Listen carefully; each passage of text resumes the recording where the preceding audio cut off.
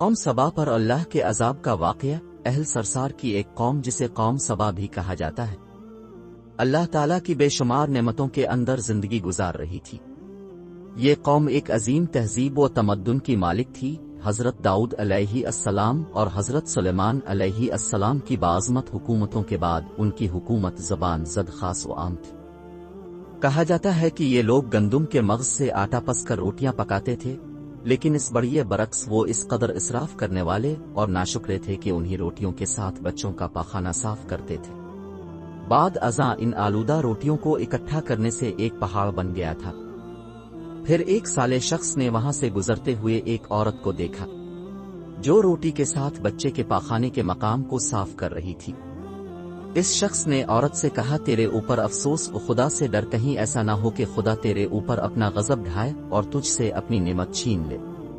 اس عورت نے جواب میں مذاق اڑایا اور مغرورانہ انداز میں کہا، جاؤ جاؤ، گویا کہ مجھے بھوک سے ڈرا رہے ہو۔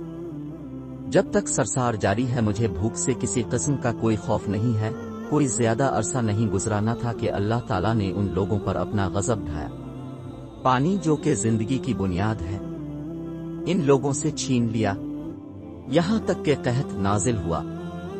بات یہاں تک پہنچ گئی کہ ان کی ذخیرہ کی ہوئی تمام غذا ختم ہو گئی۔ آخر کار وہ مجبور ہو گئے کہ انہیں آلودہ روٹیوں پر ٹوٹ پڑے جو ان لوگوں نے اکٹھی کر کے پہاڑ کے مانند ڈھیر لگایا ہوا تھا، بلکہ وہاں سے روٹی لینے کے لیے صف لگتی تاکہ ہر کوئی وہاں سے اپنے حصے کی روٹی لے سکے۔ کفران نعمت، قحط اور ان کی بدحالی کے بارے میں متعدد روایات موجود ہیں۔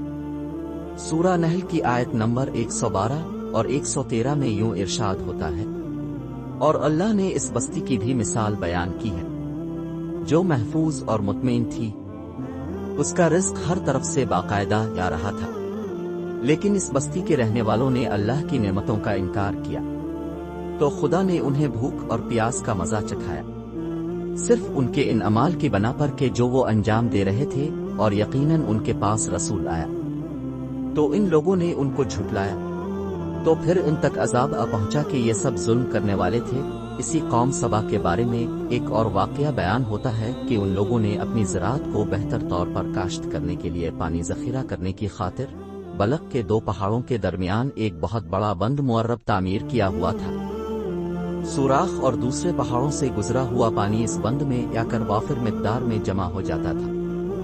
قوم سبا نے اس پانی سے صحیح طور پر استفادہ کرتے ہوئے وسیع و عریض اور بہت سے خوبصورت باغات لگائے اور کھیتی باڑی کو رونق بخشی۔ ان باغات کے درختوں کی شاخیں اس قدر پھلوں سے لدی ہوئی ہوتی تھیں کہ کہتے ہیں کہ اگر کوئی شخص سر پر ٹوکری رکھ کر ان کے نیچے سے گزرتا تو پھل خود بخود ٹوکری میں گرنا شروع ہو جاتے اور قلیل مدت میں ٹوکری تازہ پھلوں سے بھر جاتی۔ لیکن نعمتوں کی کثرت نے انہیں شکر کرنے کے بجائے سرمست اور غافل کر دیا تھا، یہاں تک کہ ان کے درمیان بہت بڑا طبقاتی نظام وجود میں آ چکا تھا۔ ان میں سے صاحب اقتدار لوگوں نے کمزوروں اور ضعیفوں کا خون چوسنا شروع کر رکھا تھا، یہاں تک کہ ان لوگوں نے خدا سے ایک احمقانہ التماس کیا جس کا ذکر سورہ سبا کی آیت نمبر 19 میں ملتا ہے۔ انہوں نے کہا، خدایا ہمارے سفروں کے درمیان فاصلہ زیادہ کر دے۔ انہوں نے اللہ تعالیٰ سے یہ التماس اس لیے کیا تھا کہ غریبوں بے نوا لوگوں، عمرہ اور ثروت مند ان کے ہمراہ سفر نہ کریں۔ ان کی خواہش یہ تھی کہ آبادیوں کے درمیان خشکی ہو اور فاصلہ بہت زیادہ ہو تاکہ تہی دست اور کم آمدنی والے لوگ ان کی طرح سفر نہ کر سکیں۔ اللہ تعالیٰ نے ان مغرور پیٹ کے پجاریوں پر اپنا غضب نازل کیا۔ بعض روایتوں کے مطابق ان مغرور لوگوں کی آنکھوں سے دور صحرائی چوہوں نے معرب نامی بند کی دیواروں پر حملہ کر کے انہیں اندر سے کھوکھلا کر دیا۔ ادھر سے بارشیں زیادہ ہوئیں جن کی وجہ سے سیلاب آ گیا اور اس بند میں پانی بہت زیادہ اکٹھا ہو گیا۔ اچانک بند کی دیواریں ٹوٹیں، اس سے ایک بہت بڑا سیلاب آیا جس میں تمام دیہات، آبادیاں، مال مویشی اور باغات، کھیتیاں اور ان کے محل اور گھر پانی میں غرق ہو کر نابود ہو گئے۔ ان کے باغات اور زراعت میں سے صرف بیری کے درخت اور کچھ جھاڑیاں بچی تھیں۔ خوش الحان پرندے وہاں سے کوچ کر گئے تھے، جبکہ الوؤں اور کوآہیں نے قوم سبا کے کھنڈرات میں اپنے گھونسلے بنا تھے۔ اس بات کا ذکر سورہ سبا کی آیت نمبر 15 اور 16 میں ملتا ہے، اور آخر میں سورہ سبا کی آیت نمبر 17 میں قرآن کریم نے اس واقعے کا یوں نتیجہ نکالا ہے، یہ ہم نے ان کی ناشکری کی سزا دی ہے اور ہم ناشکروں کے علاوہ کسی کو سزا نہیں دیتے۔